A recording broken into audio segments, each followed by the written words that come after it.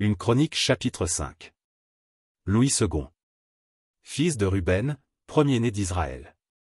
Car il était le premier-né, mais, parce qu'il souilla la couche de son père, son droit d'aînesse fut donné au fils de Joseph, fils d'Israël, toutefois Joseph ne dut pas être enregistré dans les généalogies comme premier-né.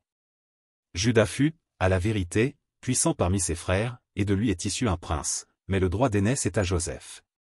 Fils de Ruben, premier-né d'Israël, Enoch, Palu, Etzron et Carmi.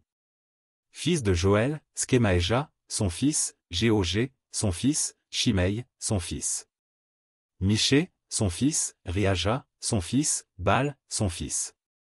Béhéra, son fils, que Tilgat-Pilnésé, roi d'Assyrie, emmena captif, il était prince des Rubénites.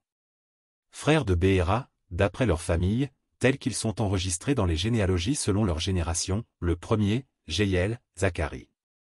Béla, fils d'Azaz, fils de Shéma, fils de Joël. Béla habitait à Aroër, et jusqu'à Nebo et à Balméon. À l'Orient, il habitait jusqu'à l'entrée du désert depuis le fleuve de l'Euphrate, car leurs troupeaux étaient nombreux dans le pays de Galad. Du temps de Saül, ils firent la guerre aux Agaréniens, qui tombèrent entre leurs mains, et ils habitèrent dans leurs tentes, sur tout le côté oriental de Galad. Les fils de Gad habitaient vis-à-vis d'eux, dans le pays de Basan, jusqu'à Salca. Joël, le premier, Shapham, le second, Jaénaï, et Shaphat, en Basan. Leurs frères, d'après les maisons de leur père, Michaël, Meshulam, Sheba, Joraï, Jaékan, Zia et Hébé, 7. Voici les fils d'Abishaïl, fils de Uri, fils de Jarosh, fils de Galad, fils de Michaël, fils de Jéchiskaï, fils de Jashdo, fils de Buz. Achi, fils d'Abdiel, fils de Guni, étaient chefs des maisons de leur père. Ils habitaient en Galad, en Basan, et dans les villes de leur ressort, et dans toutes les banlieues de Saron jusqu'à leur extrémité. Ils furent tous enregistrés dans les généalogies, du temps de Jotham, roi de Juda, et du temps de Jéroboam, roi d'Israël. Les fils de Ruben, les Gadites et la demi-tribu de Manassé avaient de vaillants hommes, portant le bouclier et l'épée, tirant de l'arc, et exercés à la guerre, au nombre de 44 760, en état d'aller à l'armée. Ils firent la guerre aux Agaréniens, à Jetur, à Naphish et à Nodab.